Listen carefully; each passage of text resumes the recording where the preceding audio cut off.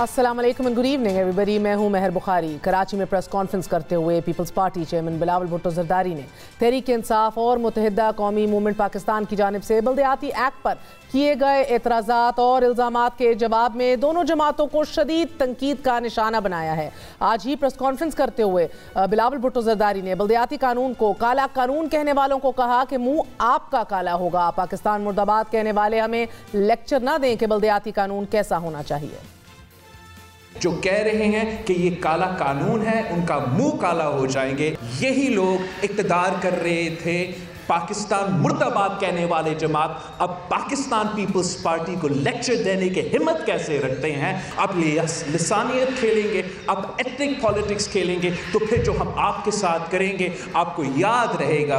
जो हमारा ऑपोजिशन है वो खौफज़दा है, वो अपने हार मानने को तैयार नहीं है। उनको नज़र आ रहा है, उनको नज़र आ रहा है ना बला चलेगा ना पतंग चलेगा, सिर्फ और सिर्फ तीर चलेगा। आज बिलावल भुट्टो जरदारी ने कहा जो हम आपके साथ करेंगे आपको याद रहेगा। और कल ही मुराद अली शाह कह रहे थे कि हमें कुछ और सोचने पर मजबूर ना किया जाए। नाजरीन, साथ ही कानून को आज ही बिलावल भुट्टो जरदारी ने यह भी कहा कि पंजाब के बल्दियाती ऑर्डिनेंस पर मुशावरत ना करने और कानून को मुसल्लत करने के इल्ज़ामात का जवाब देते हुए उन्होंने कहा कि सिंध का कानून तो परवेज़ मुशर्रफ के कानून से भी बेहतर है। जो इनकलाबी लोकल बॉडी एक्ट सिंध हुकूमत ने पास किया है, जो बाकी सूबे से अगर आप कंपेयर करें तो सूबा सिंध ने सबसे ज़्यादा इख्तियारात अपना लोकल बॉडी एक्ट में दिया है। जो फाइनेंशियल पावर्स है, जो प्रॉपर्टी टैक्स है, जो आज इस कानून से पहले सूबाई सिंध की हुकूमत जमा करती थी, हम वो पावर्स लोकल बॉडीज़ को दे रहे हैं। जब लोकल बॉडीज़ खुद अपना प्रॉपर्टी टैक्स जमा शुरू कर देंगे तो इंशाअल्लाह ताला उनका कोई रेवेन्यू का मसला नहीं होगा, उनका कोई फाइनेंस का कोई मसला नहीं होगा। वो खुद अपना पैसा जमा करके अपने अवाम के मसाइल हल करेंगे। गुज़िश्ता एक हफ्ते से बल्दियाती एक्ट को लेकर पीपल्स पार्टी की सिंध हुकूमत और अपोजिशन के दरमियान लफ्जी जंग जारी है कि जिसका इजहार सूबाई असेंबली के अंदर और बाहर भी देखा गया। 13 सालों में तो चीफ मिनिस्टर साहब आपको 1200 अरब रुपया हर साल मिलता है, कहाँ जाता है वो 1200 अरब का हिसाब दिया क्या है इस सूबे को करप्शन के अलावा? इस एहतजाज को बुलंद रखेंगे जब तक सीएम अपनी टीम के साथ हमारे पास नहीं आता। ये 1990 का कराची नहीं है, ये 12 मई 2007 का कराची नहीं है कि इस तरह का धमकी आमेद रवैया आप इख्तियार करें। ये दुश्मन जमात है, कराची के साथ दुश्मनी कर रही है। जितनी मर्जी चाहे हमें धमकियां दे दे, हम इनकी धमकियों में आने वाले नहीं हैं। और आज एक बार फिर पीपल्स पार्टी के चेयरमैन बिलावल भुट्टो जरदारी ने MQM पाकिस्तान को दहशतगर्दों की जमात करार दे दिया। जब से मैं पैदा हुआ हूं ये दहशतगर्दों का जमात का राज रहा है इस शहर में। जब से मैं पैदा हुआ हूं यही मुस्तफ़ा कमाल, यही वसीम, पत्नी क्या नाम है उसका, यही लोग इक़्तिदार कर रहे थे। ये पहला मौका नहीं कि जब सिंध में सियासी दर्जा हरारत बढ़ रहा है। गुज़िश्ता हफ्ते को सिंध असेंबली इजलास के दौरान अपोजिशन और हुकूमत के मेंबरान आमने सामने आ गए, मगर सिंध सरकार ने बल्दियाती कानून पास करवा लिया। अब सिंध भाई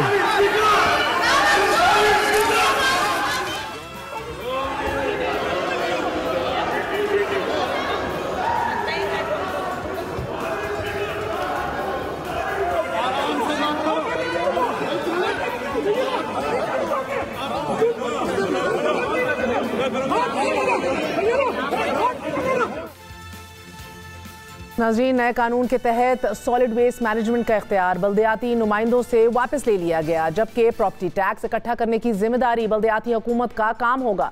सेहत, तालीम, पुलिसिंग, ज़राअत, livestock, women development, sports, मजहबी अमूर, माजूर और अक़लियतों के अमूर अपनी कारकर्दगी की 6 माही रिपोर्ट मुतल्लिका यूनियन काउंसिल्स में जमा कराएगा। और साथ ही बिल के मुताबिक कराची समेत सिंध के 6 डिविजनल हेडक्वार्टर्स भी टाउन्स बनाए जाएंगे, जबकि टाउन्स और म्यूनिसिपल कमिटीज के चेयरमैन का इंतखाब शो ऑफ हैंड्स के जरिए होगा। इसको रिवर्स कर दिया गया है। बज़ाहिर बिल में बल्दियाती नुमाइंदों को काफ़ी इख्तियार दिए गए हैं, मगर ऑफ कोर्स आइन के तहत जो इन्विजन किया गया है नॉट एग्जैक्टली दैट। मगर वजह क्या है कि पीपल्स पार्टी जैसी जमात अपोजिशन के साथ इंगेज करने में नाकाम हो रही है और वो कौन से खदशात हैं कि जो अपोजिशन और बिलखसूस MQM को लाहक हैं, और क्या अपोजिशन और हुकूमत के दरमियान लड़ाई से निचली सतह पर इख्तियारात की मुंतकली ख्वाब तो नहीं रह जाएगा।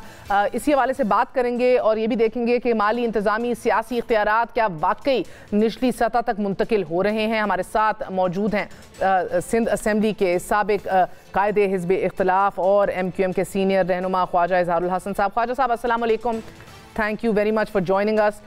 हमारा साथ इस हवाले से बात करेंगे। ख्वाजा साहब फरमाइएगा कि 13 तरमीम जो हैं वो पीपल्स पार्टी ने कर दी हैं, फाइनली कर दी हैं। इसके अंदर बहुत से ऐसी तरमीम हैं जिनके ऊपर पूरी अपोजिशन जो है वो नाराज़ थी, नाला थी, मगर इनको बहरहाल कहा जा रहा है कि हम एक साथ काम करने को तैयार हैं, लेकिन तलखी बढ़ती चली जा रही है।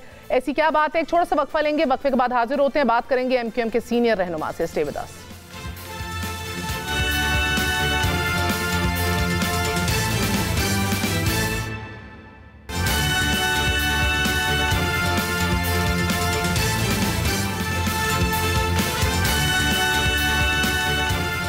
वापस आने का शुक्रिया। हमारे साथ मौजूद हैं पीपल्स पार्टी के सीनियर रहनुमा मंदुखेल साहब और हमारा साथ दे रहे हैं ख्वाजा इजहारुल हसन साहब। आप दोनों का बहुत बहुत शुक्रिया। ख्वाजा साहब आपसे आगाज़ करूंगी, पहले तो फरमा दीजिएगा कि सर इतनी तलखी क्यों, तलखी इस हद तक बढ़ गई है कि एक बार फिर नियतों के ऊपर और मुहिबुल वतनी के ऊपर शक हो रहा है, कमिटमेंट के ऊपर शक हो रहा है, ये बात किधर तक जाएगी? देखिए मैन, हमने तो बहुत ही जमहूरी तरीके से एक ऑल पार्टीज़ कॉन्फ्रेंस बुलाई थी और सैटरडे का दिन मंतखब किया था। गो के असम्बली का इजलास सैटरडे को नहीं होता तो पीपल्स पार्टी ने अपना जुमे का इजलास सैटरडे को किया ताकि हमारी शायद ऑल पार्टीज़ कॉन्फ्रेंस सबूताज हो सके। लेकिन अल्लाह का शुक्र है कि तमाम पार्टीज़ ने जो सिंध असम्बली में हैं और पाकिस्तान की किसी भी असम्बली में, वो इस ऑल पार्टीज़ कॉन्फ्रेंस में आई और उन्होंने अदम एतमाद का इजहार किया। हमने दलाइल के साथ बात की और एक करारदाद पास की कि आइन के आर्टिकल 140A के तहत पूरे सूबे को, चाहे कराची हो चाहे लाड़काना हो, माली, इंतज़ामी और सियासी इख्तियार दिए जाएँ। जो 2013 का निज़ाम था हमने उसकी भी मुखालफत की थी और अफसोस के साथ 5 साल आज हो गए, सुप्रीम कोर्ट में वो भी पेंडिंग है। आइन की आर्टिकल 140A की तशरीह भी पेंडिंग है और हाई कोर्ट में भी हमारे 4-5 मुकदमात इस हवाले से पेंडिंग। जमहूरी तौर पर असम्बली का हमने अपोज किया, अवामी अदालत में गए, आपके सामने मीडिया की अदालत में मगर ये जमहूरियत से आपकी क्या मुराद है? जमहूरियत के अंदर सारा वजन जो होता है, सारी बैकबोन जो होती है पार्लियामेंट और डेमोक्रेसी की, वो स्टैंडिंग कमेटीज़ हैं। स्टैंडिंग कमेटीज़ में आप हैं नहीं, ऐवान के अंदर से आप वॉकआउट कर देते हैं, अपनी दलील पेश करते नहीं है, सिफारिशात पेश करते नहीं हैं। सो आई मीन हम क्या बात कर रहे हैं इधर? नहीं, मेरा ख्याल है जिस जमहूरियत की आप बात कर रही हैं, आप शायद अददी एतबार से एक ब्रूड मेजॉरिटी की बात कर रही हैं। दुनिया में जमहूरियत ऐसे थोड़ी होती है कि 60 लोगों ने गिनकर 40 लोगों की बात को बिल्कुल नज़रअंदाज कर दिया। रहा स्टैंडिंग कमेटी तो पेंडिंग पीपल्स पार्टी की तरफ से है ना। पीपल्स पार्टी ने अगर विफाक में PAC की चेयरमैनशिप लेनी है तो सूबे में देने में क्या प्रॉब्लम है? और उन्होंने खुद सारी स्टैंडिंग कमेटियाँ बांट ली हैं और जब बच्ची को चाहिए वो हमें कहते दें। और कौन सा बिल इन्होंने स्टैंडिंग कमेटी को भेजा, चले मान लिया उनकी नीयत अच्छी होती, एक स्पेशल कमेटी को बनाकर स्टैंडिंग कमेटी को भेज देते, हमारे नाम डाल देते, ये कोई मुश्किल थोड़ी था। ये तो एक आई वॉश है। सिंध की असम्बली को एक औताक बना रखा है जिसके अंदर मुराद अली शाह साहब या उनके वज़रा जब चाहे गुर्राएं, पाकिस्तान मुखालिफ बात करें, अपोजिशन की तस्लील करें, जो मर्जी मनमा। और फिर हमारा मुतालबा क्या है? अरे हम कोई ज़ाती, कोई किसी गोले गंडे वाली की सिफारिश थोड़ी कर रहे हैं, हम किसी नैब के करप्शन की फेवर थोड़ी मांग रहे हैं। हम तो एक आम आदमी जो कि लाड़काना को हो, खैरपुर का हो, कराची का हो, उसके इख्तियारात मांग रहे हैं और उसके इख्तियारात के लिए हमारे पास दलील है, अदालत है, सब जगह तो गए हैं। अब उन्होंने तो मुज़ाकरात ना करने की कसम खाई है। अच्छा चलें ये बता दें, 2013 का बिल 3.5 मिनट में पास हुआ था। मैं डिप्टी पार्लिमानी लीडर था, फैसल सजवारी अपोजिशन लीडर थे। बताइए पीपल्स पार्टी ने हमसे कितने मुज़ाकरात की, कितनी बार हमें बुलाया? ये जो अमेंडमेंट आई इससे पहले कितनी बार हमें बुलाया? हमने अपने अपने मुसव्विदे जमा कराए। अरे भाई बुला लेते ना। अच्छा, एक से स्टेप बाय स्टेप चलते हैं। मेरे साथ Khwaja Sahab, stay with me for a second. Sir, बात दहशतगर्द तंजीम पे एक बार फिर घूम के आ गई है। लसानियत के और तासुब की सियासत के ताने दिए जा रहे हैं। मुझे अगर आप मौका दें, ये मंदोखेल साहब फरमाइएगा कि आपने कानून में बिल्कुल कर दी 13 तरमीम, अभी भी आप कहते हैं आ जाओ बात कर लेते हैं। सर, मगर बड़े मजे की बात है, कानून में आपने लिख दिया कि 40,000 से 70,000 जो है उसके ऊपर आपकी आबादी के ऊपर एक टाउन बनेगा। यानी कि अगर आप देखें वेरी इंटरेस्टिंगली, डिस्ट्रिक्ट सेंट्रल जो है उसकी 30 लाख आबादी है, इसके ऊपर आप समझ लें आपके 20 टाउन तो बन गए। इसी तरह अगर आप मलीर को देख लें, ये इलाका आपका सबसे बड़ा है लेकिन ऑफकोर्स आबादी इसकी सबसे कम है। इट इज योर सिंध का बलोचिस्तान इसको कह लीजिए। यानी कि 70-80 टाउन इधर बन जाएंगे। यानी कि पीपल्स पार्टी का मेयर तो बड़े सुकून से आ गया ना। ये तो आपने बड़ी फेवरेबल अपने लिए काम किया है। इस बलूचिस्तान की आबादी कराची की 2 जिलों के बराबर नहीं है। वहाँ 34 अजला है। हमने कराची में 6ठा जिला जब औरंगी बना दिया तो एमक्यूएम को सूट करता था खामोश थे। जब हमने 7वां, ये बहुत बुरा काम हमने किया। सवाल ये है कि इसी निज़ाम के तहत नियामतुल्लाह खान साहब ने 4 साल पूरे किए टाउन सिस्टम के तहत, और फिर इसी निज़ाम के तहत एमक्यूएम के मुस्तफ़ा कमाल जो इस वक्त पीएसबी के सरबराह है, उन्होंने 4 साल पूरे किए। उसके बाद 2013 में हमने डिस्ट्रिक्ट सिस्टम लाया, उसमें भी उन्होंने ना नहीं किए। उसमें भी एमक्यूएम के वसीम अख्तर साहब ने 4 साल पूरे किए, और 4 साल पूरे करते करते उन्होंने खुद कहा कि हर जगह पे ये कहते थे मीडिया के सामने कि हमारे पास इख्तियारात नहीं। बदकिस्मती से मैं उस केस में खुद भी एक वकील हूँ सुप्रीम कोर्ट में, कराची बदामनी केस में। तो उसमें वसीम अख्तर साहब ने जब समझा कि आखिरी 2 महीने रह गए तो उन्होंने सुप्रीम कोर्ट के सामने कहा कि मेरे पास इख्तियारात नहीं है। तो मौजूदा चीफ जस्टिस गुलजार साहब ने कहा कि आप कराची की जान छोड़ो, आप इस्तीफा क्यों नहीं दे रहे हो। अब उसके बाद सवाल ये है कि उनको जो सूट करता है तो वो हर दौर में हर निजाम में आ जाते हैं। और ये हो सकता है मंदोखेल साहब, आपकी बात दुरुस्त हो, लेकिन ये पीपल्स पार्टी का मेयर ना भी बना तो भी सिंध हुकूमत के मजे हैं, तो भी सिंध हुकूमत के ताबे रहेगा जो भी मेयर आएगा। मेरा मतलब है सर, माली मामलात आपने खुद रख लिए हैं, सारे इख्तियारात खुद रख लिए। सिंध सॉलिड वेस्ट मैनेजमेंट जो है मैं बिल्कुल आपके पास आ रही हूँ, एक सेकंड ख्वाजा साहब। लेकिन Sindh solid waste management board हो तो चाइनीज कंपनीज अब केएमसी का काम चलाएंगी, यानी उधर भी आपको ठेके देने, कॉन्ट्रैक्ट्स लेने, लंबा पैसा कमाया जाएगा, उधर भी खर्चा उठाएंगे। पानी के लिए भी वाटर बोर्ड बना दिया है, एडवर्टाइजमेंट्स, चार्ज, पार्किंग, ये सब डीएमसी को दे दी। यानी कि सिंध हुकूमत ने केएमसी को तो टूथलेस कर दिया, कंगला कर दिया है ना। मंदोखेल साहब, आप लोग चाह क्या रहे हैं? घूम फिर के तगड़े तो आप ही नहीं रहना है, जो भी मेयर आ जाए। अपनी तरफ से मेरी बात तो कंप्लीट होने दे। मेरा आप किस तरह आप शो कर रही हो कि आप सवाल कर लिए, 75 सवाल बीच में करके मेरे जवाब नहीं सुन रही है। आप एमक्यूएम पे फोकस ना करें, मेरे 75 सवालों का जवाब अपना दें। बिल पढ़ा है 2021 का बिल पढ़ा है आपने? उसमें हमने कोई टाउन नहीं है, जो सारा टाउन है वही रहता। हमने ये कहा से ये बढ़ सकता है, हमने कोई डिस्ट्रिक्ट लिखा है। पहली बात तो ये। दूसरी बात ये कि आप मुझे ख्वाजा साहब जमहूरियत की बात कर रहे हैं, इनसे तजावीज मांगे गए, तजावीज उन्हें दिए। मुमकिन है उनके 10 तजावीज में हमने 2 माने। लेट से इसका अगला फोरम क्या है? असम्बली में उसके ऊपर डिबेट होता है। डिबेट के बजाय उन्होंने पहले भी बजट सेशन में चारपाई लेके आए थे, इस मरतबा उसने क्या हालत कर दी आपके सामने। उसके बाद इनके कंवर नवीद साहब, क्या नाम है, कंवर नवीद से मेरी बात हुई है, कमिटमेंट हुई है पीटीआई के नकवी साहब के साथ। अगले दिन 3 बजे सईद साहब के घर पे, दफ्तर पे अपना नासिर शाह साहब के साथ टाइम फिक्स हुआ। गवर्नर हाउस में ने अगले दिन इनकार कर दिया है। तो आप मुझे बताओ जमहूरी तरीका क्या है? हमारी अक्सरियत है तो चलो ठीक है, हम अपनी मर्जी का बिल बनाएंगे। मगर जब असेंबली में आता है या इनके साथ डिबेट होता है तो उसमें डिस्कशन होता है, ये पॉइंट नहीं, ये पॉइंट नहीं। फिर 4 साल जिनके वसीम अख्तर साहब ने गुजारे, उन्हें ये कहा कि सॉलिड वेस्ट मैनेजमेंट जो है ना वो मेयर के अंडर कर दिए। कहा वाटर बोर्ड मेयर के अंडर कर, हमने कर दिए। अब आप मुझे बताओ कि सारी चीजें आप टॉक्सो के जरिए हल करना चाहेंगे या आप पार्टी कॉन्फ्रेंस आपने कहा कि स्टेक होल्डर, कौन से स्टेक होल्डर? आप यूनियन को बुला लिए, आपने एनजीओ को बुला लिया, कौन सा स्टेक होल्डर है? सवाल ये कराची के ऊपर जिनकी दादागिरी थी पिछले 35 साल से, वो उनको खत्म होते हुए नजर आ रही है। जब भी ये ऐसे काम करे, आप इनके दौर को याद रखें, उन्होंने क्या नहीं किया है यहाँ पे। और फिर ये अब के पास बजट है, मैं नहीं कहता हूँ, खुद मुस्तफा कमाल, मंदोखेल साहब इनका जवाब ले लेते हैं ना, ये चाह क्या रहे हैं exactly. Khwaja Sahab, peoples party चले, आपको वो माली तौर पे मैं खुद सवाल ऐसा कर रही हूँ, घूम फिर के मेयर इन्हीं का होगा, इख्तियारात इन्हीं के पास होंगे, लेकिन सर शो ऑफ हैंड से भी इंतखाब होगा मेयर डिप्टी मेयर का। आप लोगों को ये वापस मान लिए बात, सिटी डिस्ट्रिक्ट गवर्नमेंट एक्ट जैसा जिस तरह आप लोग चाहते थे, टाउन सिस्टम अब आ रहा है वापस, जिस तरह मुशर्रफ के दौर में था जब आप दादा थे, जिस तरह मंदोखेल साहब कह रहे हैं। तो तब तो 18 टाउन से कराची में, बाद कराची को 6 अजला में बदल दिया, वापस उसी तरह ला रहे हैं जो आप चाहते हैं, तो फिर क्यों मायूसी?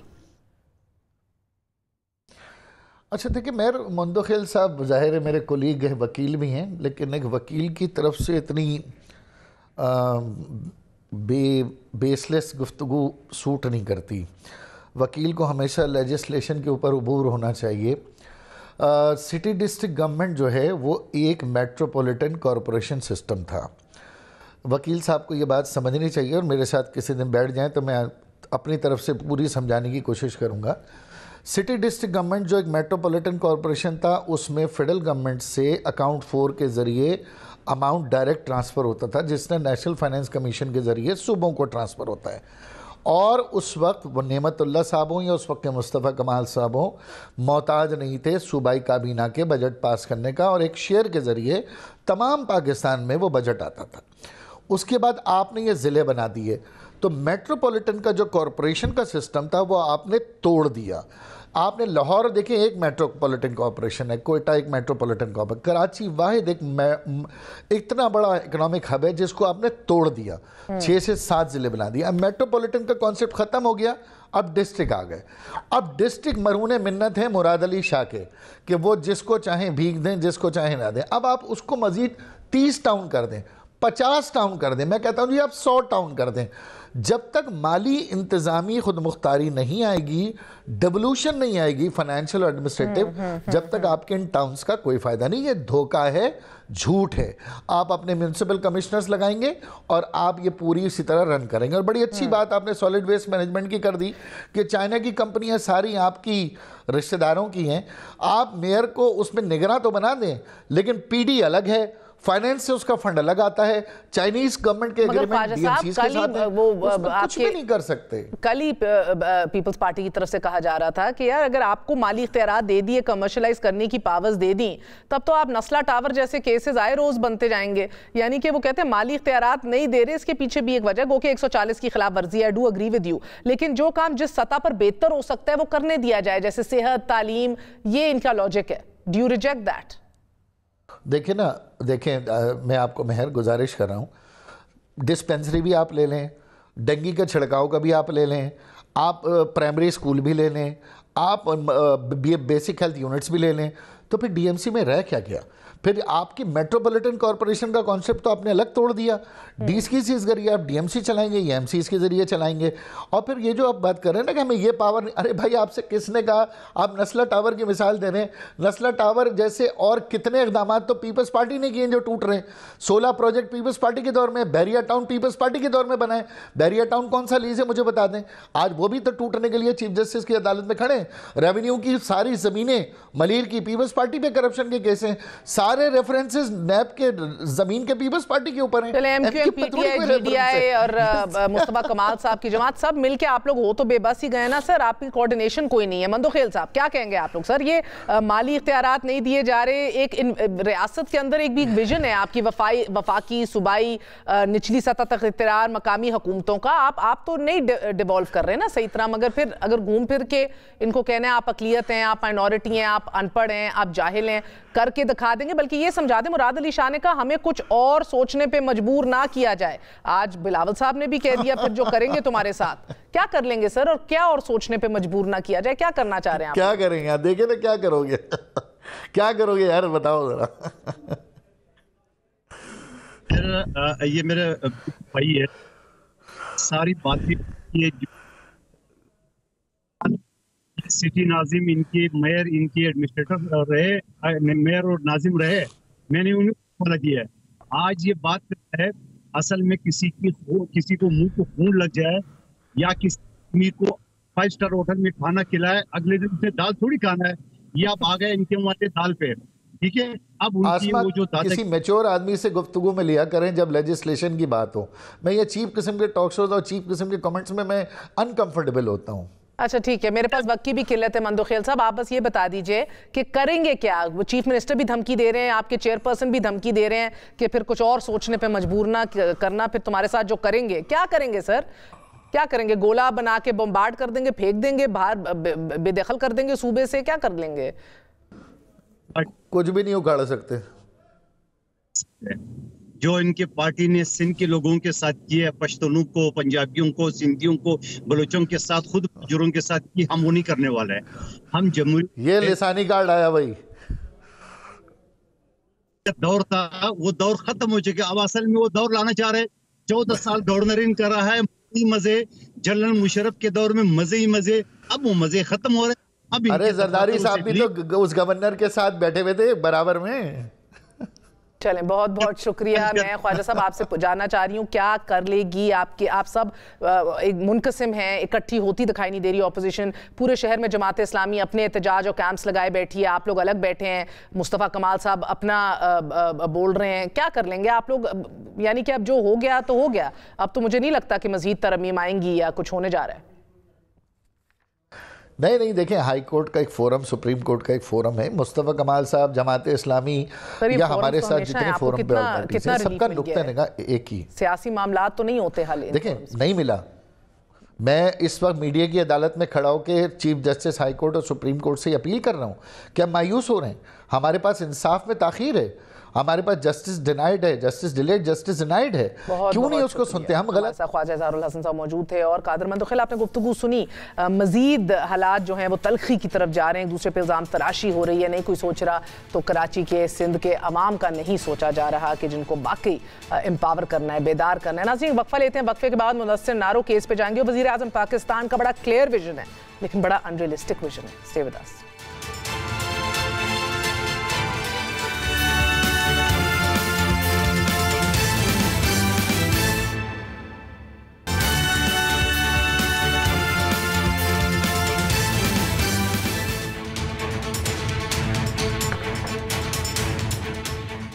Welcome once again. Imran Khan आज इस्लामाबाद पॉलिसी रिसर्च इंस्टीट्यूट में तकरीब से खिताब के दौरान फरमा रहे थे कि मसाइल की सबसे बड़ी वजह कानून की हुक्मरानी का ना होना है। जमहूरियत वहीं मुस्तहकम होती है कि जहां कानून की हुक्मरानी हो। डेमोक्रेसी भी उसी मुल्क में प्रॉस्पर करती है जिधर रूल ऑफ लॉ है। अगर रूल ऑफ लॉ नहीं है तो आप इलेक्शन करवाएं तो वही वॉरलॉर्ड्स और ताकतवर और क्रिमिनल्स ऊपर आ जाएंगे। तो प्री कंडीशन डेमोक्रेसी की होती है कि रूल ऑफ लॉ हो, वो रोकता है इस तरह के क्रिमिनल्स को ऊपर आने के लिए। वज़ीर आज़म की इस बात से 100% इत्तफाक, मगर कानून की इस हुक्मरानी का आलम यह है कि शहरी दिन दिहाड़े अगवा होते हैं और रियासत सालों बाद भी उनका खोज नहीं लगा पाती। कोई इदारा, कोई तहकीकाती एजेंसी ये नहीं बताती कि अगवा किए गए शख्स को आसमान खा गया या जमीन निगल गई, अगवाकार कौन थे और उन्होंने किस जुर्म में शहरी को अगवा कर लिया। आज भी नाजरीन, इस्लामाबाद हाई कोर्ट ने मुदस्सिर नारो केस में रियासत के इस निज़ाम पर सवालात उठा दिए हैं। आज अदालत ने तयन करने की कोशिश की कि लापता अफराद की जिम्मेदारी किस पर आयद की जाए। दिलचस्प तरीन समात में यह पूछा गया कि शहरी जिस दौर में लापता हुए उस वक्त के चीफ एग्जीक्यूटिव के खिलाफ आर्टिकल 6 की कार्रवाई करें कि एक हॉल ऑफ शेम बनाकर तमाम चीफ एग्जीक्यूटिव्स की तस्वीर वहां लगा दी जाएं। चीफ जस्टिस अतर मिनल्ला ने रिमार्क्स दिए कि रियासत खुद जुर्म में शामिल हो तो उससे ज्यादा तकलीफ दे बात नहीं हो सकती। दहशतगर्द को भी बगैर अदालती कार्रवाई मार नहीं सकते। सहाफी और ब्लॉगर मुदस्सिर नारो की बाजियाबी के लिए दायर दरख्वास्त पर आज समाअत के दौरान चीफ जस्टिस अतर मिनल्ला ने बरहमी का इजहार करते हुए कहा कि अदालत का काम नहीं कि लोगों को ढूंढे, ना ढूंढ सकती है। रियासत की ख्वाहिश ही नहीं, जबरी गुमशुदगियों का कमीशन भी आइन के खिलाफ बना है। सिर्फ फैमिलीज इस कमीशन में जाती हैं कि जिन्हें तारीख दे दी जाती है। आज तक किसी को ट्रेस नहीं किया जा सका। नाज़रीन, ये आज कहा गया अदालत में कि ये तो सीधा आर्टिकल 6 का जुर्म है। अटॉर्नी जनरल खालिद जावेद खान ने अदालत को बताया कि मुदस्सिर नारो की फैमिली की वज़ीर आज़म से मुलाकात कराई गई है। वज़ीर आज़म ने इस हवाले से खसूसी हदायत जारी की हैं और हुकूमत इस मामले को बहुत संजीदा ले रही है, मगर अदालत से दरख्वास्त है कि कुछ वक्त दिया जाए। अदालत ने नुक्ता उठाया कि इंसानी हकूक की वजीर ने कहा कि लापता अफराद के हवाले से कानून बना रहे हैं, मगर कानून की तो जरूरत ही नहीं है। हजारों फैमिलीज हैं कि जिन्हें रियासत संभाल ही नहीं रही, रियासत के अंदर रियासत नहीं हो सकती। अटॉर्नी जनरल ने अदालत से अर्ज की कि जनाब आला, ऐसा नहीं कि लापता अफराद का मामला मौजूदा हुकूमत के दौर में शुरू हुआ है, बल्कि ये मामला मौजूदा हुकूमत को विरासत में मिला है। अटॉर्नी जनरल ने अर्ज की कि इस मामले का एक बैकग्राउंड है। इसी मुल्क में खुदकुश धमाके होते थे। बहुत सारे केसेस हैं कि जिनमें लोगों ने अपनी मर्जी से सरहद पार की। सैकड़ों पाकिस्तानियों ने जहाद के नाम पर बॉर्डर क्रॉस किया, अफगानिस्तान गए, और अब वक्त आ गया है कि इसे रोका जाए। मुदस्सिर नारों ने तंकीद के अलावा ऐसा कुछ नहीं किया कि लापता कर दिया जाए। सहाफ़ी का काम है कि वो तंकीद करे। Chief justice Islamabad high court ने इस्तफसार किया कि जबरी गुमशुदगियां आइन से इनहराफ है, तो दहशतगर्द को भी मावराए अदालत नहीं मारा जा सकता। ऐसा तो नहीं हो सकता कि कोई भी डिपार्टमेंट वाला किसी को जाकर उठा ले।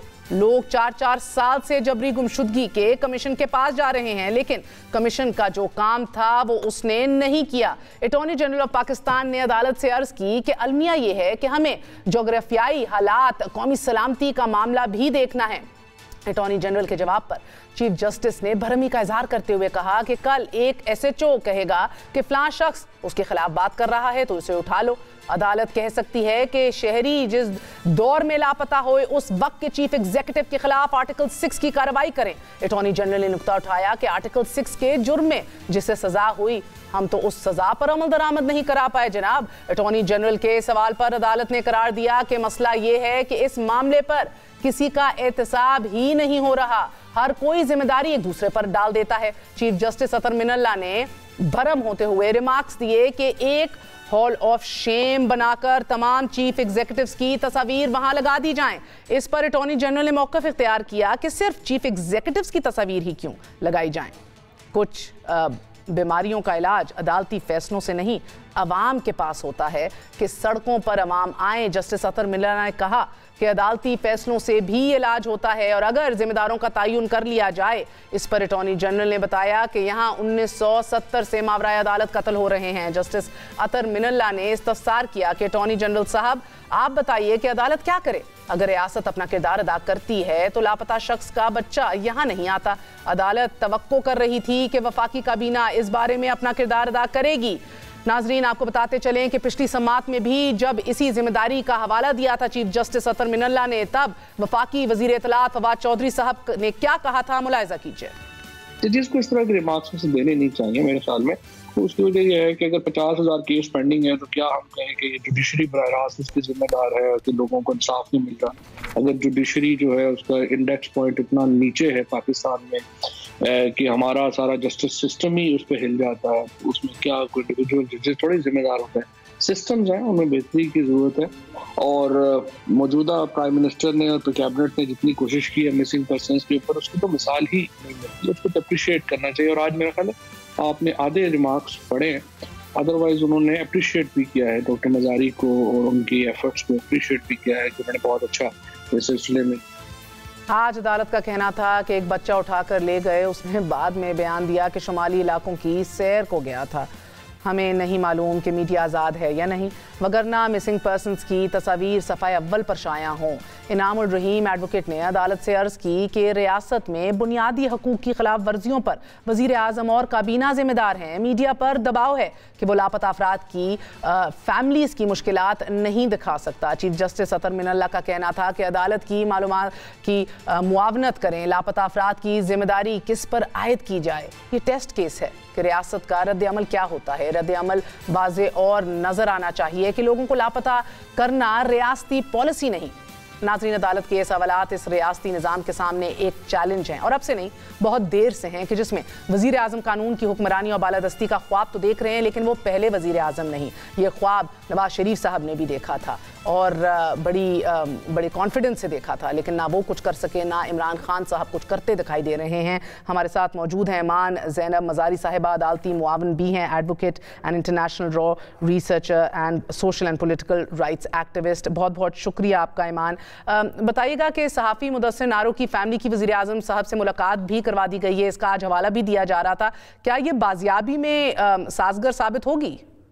देखिए, जो मीटिंग हुई थी, मुलाकात हुई थी वज़ीर आज़म साहब की मुदस्सिर नारो के ख़ानदान के साथ, उनमें उन्हें यकीन दहानी तो कराई गई थी, बट मसला ये आ रहा है कि 3 साल से ज़्यादा अब हो गए हैं कि मुदस्सिर नारो जबरी गुमशुदगी का शिकार है, और जो भी स्टेट एजेंसीज़ हैं, रियासती इदारे हैं, वो अब तक अश्योरेंसेस ही देते आ रहे हैं, लेकिन हमने इसका कोई कॉन्क्रीट आउटकम अभी तक नहीं देखा।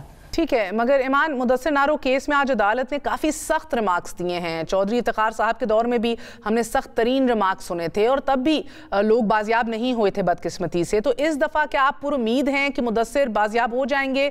पीछे अब उनकी अहलिया भी नहीं रही, एक बच्चा यतीम हो चुका है, and he still at large. Do you still have hope? देखिए, मैं पुरुमीद इस हद तक हूँ कि अदालत का काम है एक जजमेंट देना, फ़ैसला देना अदालत का काम होता है। तो जी, मैं बहुत ऑप्टिमिस्टिक हूँ कि एक स्ट्रॉन्ग फ़ैसला आएगा अदालत से इस इशू पर, क्योंकि ये इशू अदालत ने पहले भी रिमार्क्स में कहा है कि ये एक इंसानियत के ख़िलाफ़ जुर्म होता है, जबरी गुमशुदगी।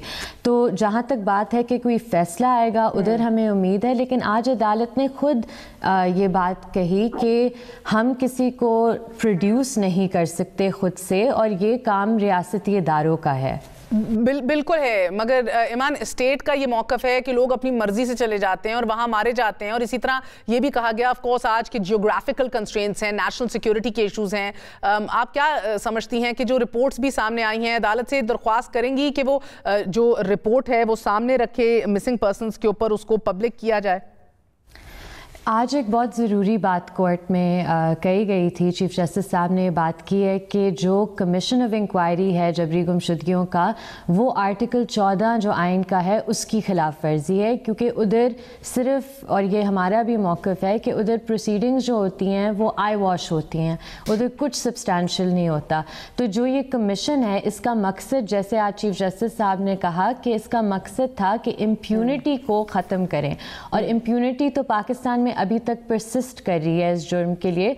तो मेरी नज़र में ये कमीशन ही डिसबैंड कर देना चाहिए, क्योंकि इसका कोई फ़ायदा नहीं है। ओके, मज़ारी साहिबा, लापता अफराद का मामला सिर्फ मुदस्सिर नारो तक तो महदूद है नहीं। अनफॉर्चुनेटली इस मुल्क में सैकड़ों हज़ारों लोग लापता हैं। आपकी वालदा इंसानी हकूक़ की वज़ीर हैं, and she is very clear on what she wants, just like you are as well. आप उनसे ऑफन टाइम ट्विटर पर होने वाला जो आपकी तकरार है वो भी हम सब देखते रहते हैं। लेकिन इस हवाले से क्या मौक़िफ़ है आपका? क्या आपको नहीं लगता कि बदकिस्मती से इस मुल्क के जो हालात हैं, जो एक पावर स्ट्रक्चर है, उसमें आपकी वालदा भी बेबस हैं? देखिए, जो मेरी वालदा का मौक़िफ़ है वो उनसे ही पूछा जाए, क्योंकि मैं उनकी स्पोक्स पर्सन नहीं हूँ, ना ही मैं उनकी रहनुमा हूँ। जो उन्होंने अदालत में बात की थी, उन्होंने ये बात की थी कि इस हुकूमत ने कानून साजी की है इशू पर, जो एक अनफॉर्चुनेट रियलिटी है कि जो वो कानून में लाना चाह रहे हैं जबरी गुमशुदगी का, एक तरफ वो कहते हैं हम क्रिमिनलाइज करना चाह रहे हैं, और दूसरी तरफ वो सज़ाएँ लागू करने की कोशिश कर रहे हैं अगर आप उन एलिगेशंस को प्रूव ना कर सकें, जो कि जबरी गुमशुदगियों के केसेस में आप नहीं कर सकते, क्योंकि उधर एक पैराडॉक्स होता है कि वही रियासत जो आपके हकूक़ की मुहाफ़िज़ है, वही रियासत आपके हकूक़ के खिलाफ। मगर मज़ारी साहब, ये इंसानी हकूक़ का मसला है। अदालत कहती है कि क्यों ना चीफ एग्जीक्यूटिव को हम जिम्मेदार करार दे दें। आर्टिकल 6 का भी कहा गया कि आर्टिकल 6 लगाने की बात हुई। आज अदालत ने तो हॉल ऑफ शेम का भी कह दिया। आई मीन, बहुत सख्त रिमार्क्स हैं, लेकिन दहशतगर्दों को भी मावरा अदालत कत्ल नहीं किया जा सकता। ये भी बड़ा क्लियर मौक़िफ़ था आज अदालत में। क्या अदालती अहकाम को हवा में उड़ा दिया जाता है, या फिर ये सिर्फ रिमार्क्स की हद तक की बातें होती हैं और इतनी सख्ती होती है? ये अदालत, जैसे मैंने कहा, अदालत का काम है फ़ैसला देना। ये ऑब्जर्वेशन जो ये पास करते हैं, अल्टीमेट जो एक ज़िम्मेदारी होती है वो एंड में प्राइम मिनिस्टर साहब की होती है, फेडरल कैबिनेट की होती है। और इस हद तक कि जो माहिरा साजिद की जजमेंट है इस्लामाबाद हाई कोर्ट में, उसका पैराग्राफ 31(4) में ये वाज़ेह तौर पर लिखा हुआ है कि special branch, intelligence bureau, ISI, military intelligence भी ये मालूमात इकट्ठी उन्हें करनी चाहिए, और अगर वो नहीं कर सकते और किसी को वो ट्रेस नहीं कर सकते तो उनके सेक्टर कमांडर्स की भी लायबिलिटी इसमें होती है, तो सबकी लायबिलिटी इसमें होनी चाहिए। तहकीकाती एजेंसियां, इंटेलिजेंस एजेंसियां हैं ईमान, सालों गुजर जाते हैं मगर ये नहीं पता चलता कि लापता अफराद को क्या ज़मीन खा गई है या आसमान खा गया है, तो इन लोगों को कौन उठा के लेकर जाता है या इस मसले को हल कौन कर सकता है? सिविलियन हुकूमतों में इतनी सख्त है कि वो लापता अफराद की बाजियाबी जो है उसको यकीनी बना सकें? देखिए, एक ही इदारा है जो इस प्रैक्टिस में मुलव्विज़ है, और वो अगर मैं उनका नाम लूँगी तो शायद आप नशर नहीं कर सकेंगे, लेकिन बात बहुत सिंपल है। सब जानते हैं कि कौन सा इदारा है जबरी गुमशुदगियों के पीछे, और यही इदारे की ज़िम्मेदारी सबसे ज़्यादा बनती है, क्योंकि एक state with in a state है हमारी रियासत में। इस चीज़ को हमें तस्लीम करना होगा, क्योंकि अगर हम इसे नहीं तस्लीम करते तो फिर हम एक ऑल्टरनेट रियलिटी में रह रहे हैं, जो कि जो रियलिटी है उसके बिल्कुल बरअक्स है। बहुत बहुत शुक्रिया, हमारे साथ मौजूद थी ईमान ज़ैनब मज़ारी। आपने बात सुनी, अदालती मुआवन है इस केस में, दो टोक मौक़िफ़ रखती हैं। वक्फा लेंगे, वक्फे के बाद हाजिर होते हैं। Stay with us.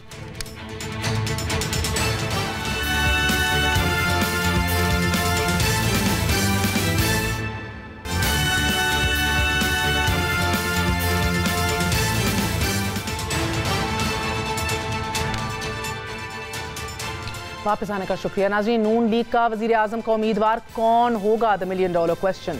Noon league के मौक़िफ़ में तब्दीली आ गई है। पार्टी के सीनियर नायब सदर शाहिद खाकान अब्बासी ने अगले इंतखाबात में शहबाज शरीफ को वज़ीर आज़म का उम्मीदवार, प्राइम मिनिस्टर कैंडिडेट बनाए जाने का ऐलान कर दिया है। सर, वैसे PMLN के अंदर अगले इलेक्शन में वज़ीर आज़म का उम्मीदवार कौन? शहबाज शरीफ साहब। ज़्यादा देर की बात नहीं है कि जब ये सवाल उठाया जा रहा था तो नून लीग के अंदर मखमसा था, कंफ्यूजन थी, बड़ा नॉन कमिटल रिस्पॉन्स दिया जाता था। मुलाहिजा कीजिए। और ये कब तक हो जाना चाहिए? It is his privilege. कब तक हो जाना चाहिए? उसमें मैं डिमांड कर सकता हूं, अगर आपसे मशवरा, अगर मैं डिमांड कर सकता हूं कि ये जल्दी होना चाहिए। मे बी मैं काला पैंडे ना। इसी इंटरव्यू के अंदर मरीम नवाज शरीफ साहिबा की लीडरशिप के हवाले से सवाल किया हमने। बलाग का एतमाद था और ये कहा गया हमारी प्रोग्राम में पार्टी की सीनियर तरीन रहनुमा ख्वाजा आसिफ की तरफ से कि उनका क्या ख्याल था इस हवाले से। मुलाहिजा कीजिए। Maryam Sahiba is in a position to lead the party if देखिए, मैं मरीम के जो प्राइम मिनिस्टर बनने के चांसेस जो हैं बिल्कुल 100% हैं, बिल्कुल 100% हैं। पार्टी के अंदर ये मखमसा रहा है, कंफ्यूजन रही है और क्लैरिटी नहीं रही। राना तनवीर ने हमारे शो में कहा कि नवाज शरीफ साहब को जल्द ही क्लैरिटी दे देनी चाहिए कि मुज़ामत करनी है, मुफाहमत करनी है, किस पासे जाना है, ऊँट ने किस करवट बैठना है। नून लीग को फैसला कर लेना चाहिए। पिछले 2 से 3 साल से नून लीग जो है इस कंफ्यूजन का शिकार रही है। इंटरनली पार्टी जो है मुनकसिम रही है, लेकिन बिलाखिर ये महसूस होता है कि मुस्लिम लीग नून के अंदर क्लैरिटी आ गई है। अगले वज़ीर आज़म के लिए कैंडिडेट उम्मीदवार शहबाज शरीफ साहब ही होंगे।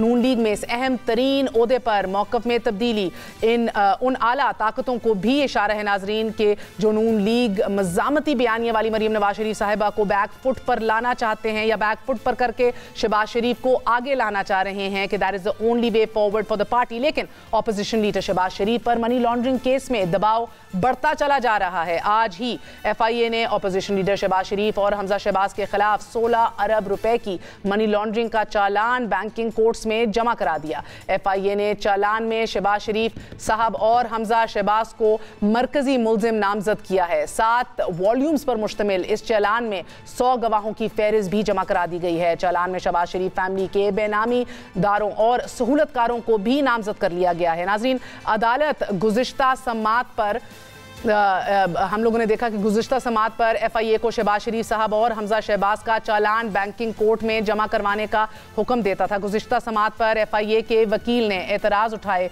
और कहा कि अदालत से दरख्वास्त ये भी की कि हम चालान मुतल्लिका अदालत के सामने पेश करेंगे। बैंकिंग कोर्ट के पास इस केस को सुनने का इख्तियार ही नहीं है। लेकिन फिर बैंकिंग कोर्ट्स ने बरहमी का इजहार करते हुए कहा था कि दरख्वास्तें यहाँ चल रही हैं, आप कैसे किसी और केस में चालान जमा करा सकते हैं। आप अदालत को गुमराह ना ना करें और आज FIA ने ये चालान बैंकिंग कोर्ट में जमा करा दिया है। इससे पहले FIA लाहौर की जानिब से ये दावा किया गया था कि शहबाज शरीफ और हमजा शहबाज के मनी लॉन्ड्रिंग में बराह रास्त मुलव्विस होने के सबूत मौजूद हैं।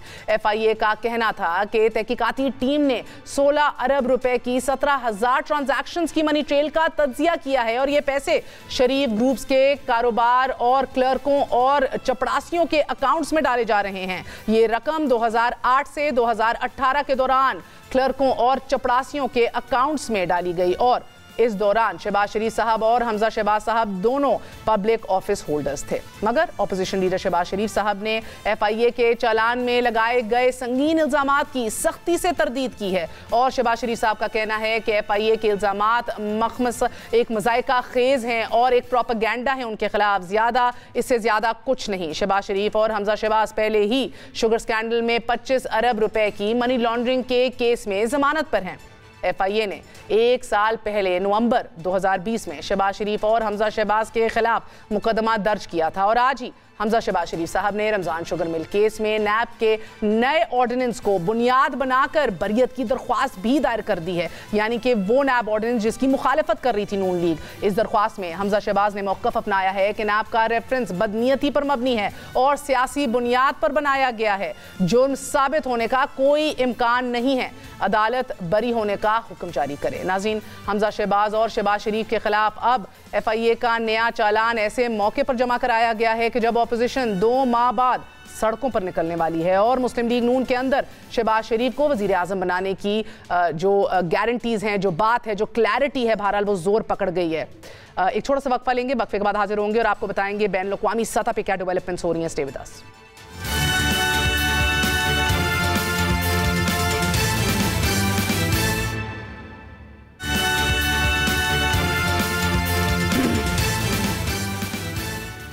On to international developments. नाजरीन, इजरायली वजीर आज़म नफ्ताली बेनेट अहम दौरे पर मुत्तहिदा अरब अमारात पहुंच चुके हैं। ये किसी भी इजरायली वजीर आज़म का किसी भी खलीजी मुल्क का पहला दौरा है। अबू धाबी के वली अहद शहजादा मोहम्मद बिन ज़ैद अल नहयान ने इजरायली वजीर आज़म का इस्तकबाल किया और गुज़िश्ता साल सितंबर में UAE और इसराइल के दरमियान बाकायदा सफारती ताल्लुकात कायम होने और इसराइल को तस्लीम किए जाने का ऐलान किया गया। इसराइल और UAE के दरमियान ये मुआहिदा गुज़िश्ता 11 सालों में पेश आने वाले वाक़यात को करार दिया जाता है और ईरान के हवाले से दोनों मुल्कों की सख्त पॉलिसी को देखा जाए या फिर रिन्यूएबल एनर्जी के हवाले से मुश्तरका मुफादात इसराइल और मुत्तहिदा अरब अमारात को करीब लाते रहे। ये केसेस अब तक as we speak Bahrain, Sudan, मराकश, UAE इसराइल को ऑफिशियली तस्लीम कर चुके हैं। जुलाई 2021 में इसराइल में मुत्तहिदा अरब अमारात का सफारत खाना खोल दिया गया और इसराइल और मुत्तहिदा अरब अमारात के दरमियान ताल्लुकात की बहाली में ईरान के हवाले से दोनों मुल्कों का सख्त मौक़िफ़ एक ऐसा अंसर रहा है कि जो गालिब रहा है। मुआहदे के फौरी बाद ईरान के सुप्रीम लीडर ने इसराइल UAE मुआहदे को आलम इस्लाम और फ़लस्तीनियों के साथ गद्दारी करार देते हुए कहा था कि अमाराती हमेशा के लिए रुस्वा हो गए और मुझे उम्मीद है कि वो एक दिन बेदार ज़रूर होंगे और अपने किए गए काम की तलाफ़ी करेंगे। और अब नाजरीन, ख़बरें आ रही हैं कि इजराइल ईरान पर हमले की तैयारियां मुकम्मल कर चुका है। अमेरिका के दौरे पर मौजूद इजरायली वज़ीर दिफ़ा ने फ़ौज को हुक्म दिया है कि तमाम अफ़वाज बिलखसूस इजरायली फ़ज़ाइया ईरान पर हमले के लिए तैयार रहें। इजरायली अखबार के मुताबिक जो रिपोर्ट शाया हुई है उसमें बताया गया कि इजरायली वज़ीर दिफ़ा और मोसाद के सरबराह दोनों अमेरिका पर यह दबाव डाल रहे हैं कि वाशिंगटन प्लान पर अमल दरामद किया जाए, यानी कि ईरान पर हमला किया जाए। इजराइल के चैनल के एक मुताबिक, लोकल चैनल के मुताबिक, इजरायली अज खुद हमला नहीं करेंगे बल्कि अमेरिका यमन में मौजूद ईरानी अड्डों या फिर सिर्फ ईरान की जोहरी तंसीबात पर हमला करेगा। मारूफ सऊदी न्यूज़ नेटवर्क के मुताबिक हमने देखा कि इजरायली वज़ीर दिफ़ा ने अमरीकियों को ईरान पर किए जाने वाले हमले के मुतवक्की तारीख़ यानी कि टाइम लाइन का भी बता दिया है। इन धमाकों के बाद मुल्क की पूरी दुनिया की जो सूरत हाल है और जो एक डायनामिक्स हैं वो यकसर तब्दील हो जाएंगे। एक आला ओहदेदार का भी दावा मंजर आम पर आया कि अमेरिका और इजराइल ने अगर हमला किया तो उनकी ईंट से ईंट बजा दी जाएगी। लेकिन अब देखना यह है कि ईरान पर हमले के असरात खित्ते पर कैसे मुरतब होते हैं। पाकिस्तान इस संगीन सूरत हाल पर क्या मौक़िफ़ इख्तियार करेगा, कैसे आगे चलेगा। आज के लिए इजाज़त दीजिए। गुड नाइट, अल्लाह हाफ़िज़।